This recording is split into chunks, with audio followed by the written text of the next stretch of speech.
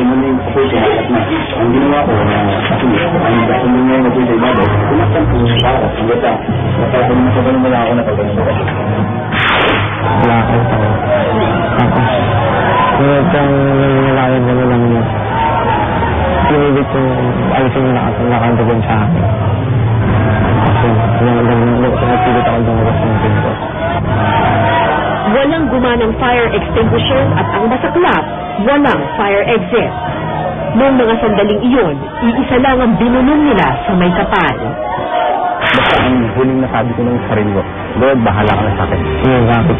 Kung gusto na ako, ang naisip ko makalabas ako, saka yung anak ko, dalawa, maliliit pa.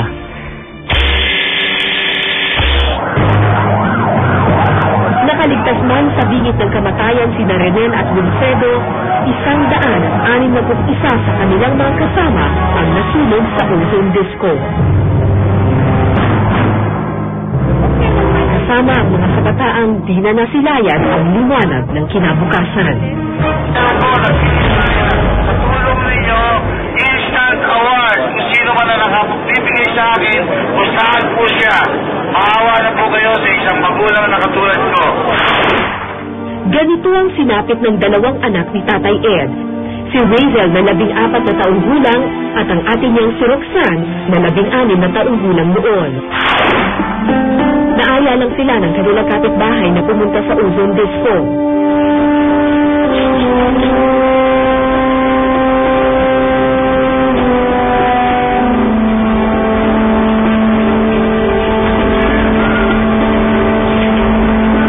Punta namin ozone. Inabot namin sunod pa.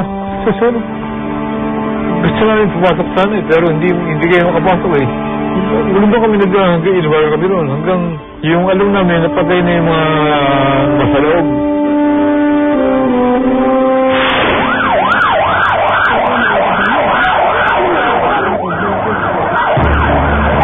Pinulit yung itulak hanggang sa makapasok ako. Nung makapasok ako, dahil nga sa mainit, maraming patay. Ang tansya ko nga mga 40. Sabi ko, pero nung nakapasok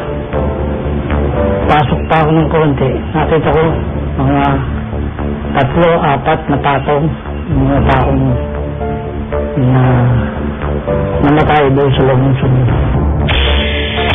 Nakakala nga namin ng una, foam lang kasi malambot siya, madilim pa. Pero nung lumiwanag, tao na pala yung mga nakatakan namin. Yung pagkasunog ng katawan nila ay tinatawag nating post-mortem na. Kasi patay na sila, tuloy-tuloy pa rin yung apoy. So nasusunog yung katawan.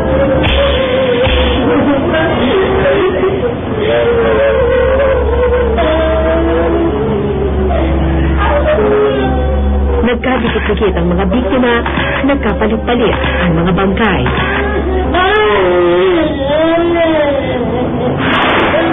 Tila isang bangulog ang paghahanap sa mga nawawalang anak, kapatid, tatay, asawa o kaibigan sa ozone disco. Yung pagkakahalo-halo, yun yung kawalan ng sistema na pagka meron kang hinahanap na kamag-anak mo, all you had to do was go to a particular funeral parlor and then point a finger at one body and then claim it. Daan-daan man ang namatay at nasugatan, walang umako sa nangyaring insidente. Nanindigan ng mga may-ari, wala raw silang ginawang mali. Wala ito kong pagkasamali. I believe this is a freak accident. It is an act of God. Hindi po natin pwedeng sabihin o tanungin sa Diyos. Bakit? Ngayon wala siyang fire exit. Ang sinasabi nilang fire exit, yung papunta sa kubeta, CR ng diskuhan na yun, tapos papasok sa ibang building na kusina naman ng ibang building na hindi ka makatakbo.